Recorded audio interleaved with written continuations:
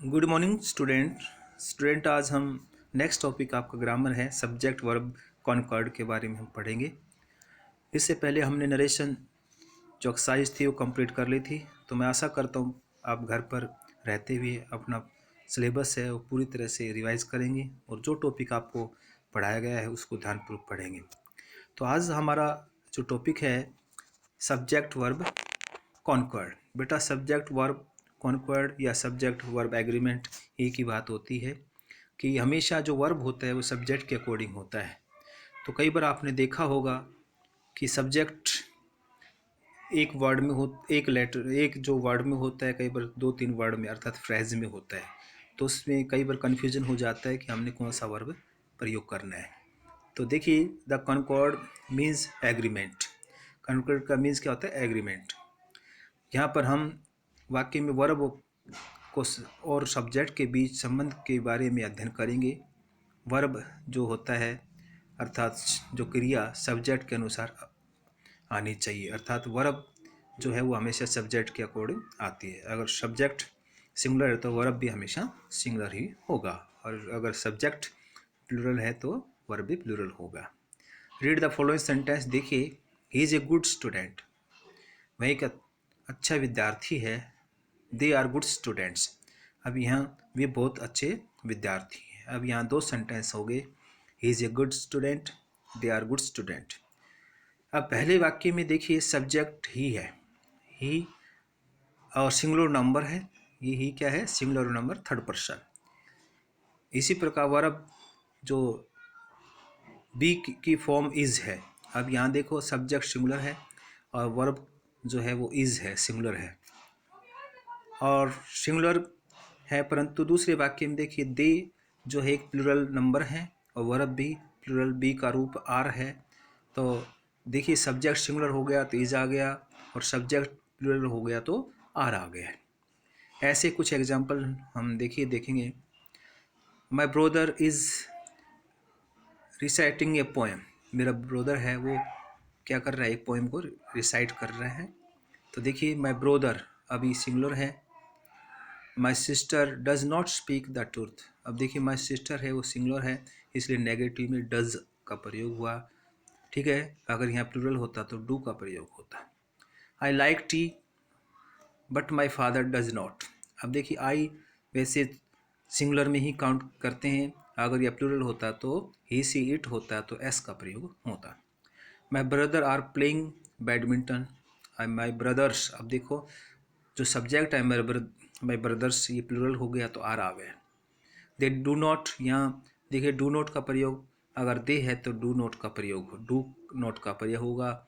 He she it any name is singular noun होता तो does not का प्रयोग होता। They have not finish their work, अब देखिए यहाँ प्लूरल है तो हैव हो गया, अगर सिंगुलर होता तो वर्ब भी क्या हो गया? सिंगुलर होता, हैज़ होता। अब कुछ सेंटेंस को आप यहाँ पढ़ेंगे। देखिए ही वर्क्स वेरी हार्ड, वह बहुत कठिन परिश्रम करता है। You do not do work properly, I am sure will finish this work in time. आप देखिए उन वाक्यों वर्ब सब्जेक्ट के पर्सन के अनुसार बदल गया। देखिए ही है तो वर्क्स आ गया, यू है तो डू नॉट आ गया, आई है तो एम आ गया। ठीक है, यहाँ ही होता तो ही सी इट होता तो इज आता।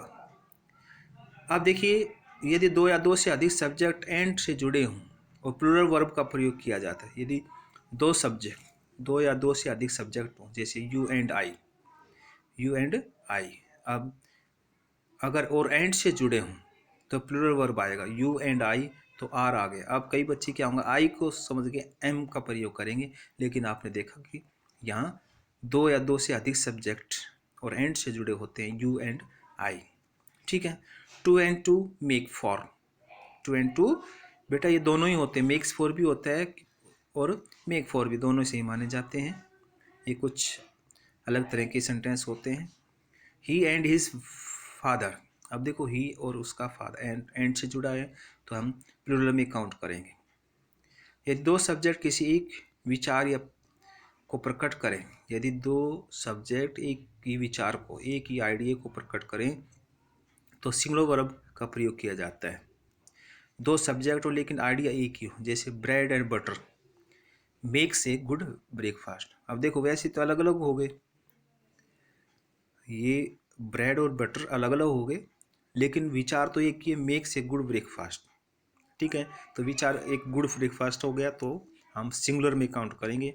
वैसे तो प्लूरल हो गए अगर हम दो माने तो, लेकिन सिंगुलर में काउंट करें। स्लो स्टडी, तो विचार तो एक ही, आइडिया तो एक ही है, तो हमने सिंगुलर वर्ब किया।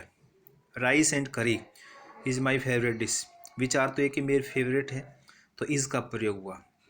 अब देखिए, यदि दो एक वचन, यदि दो सिंगुलर संज्ञाएं किसी एक व्यक्ति वस्तु को प्रकट कर दे, सिंगुलर वर्ब का प्रयोग किया जाता है। जैसे my friend and guide has.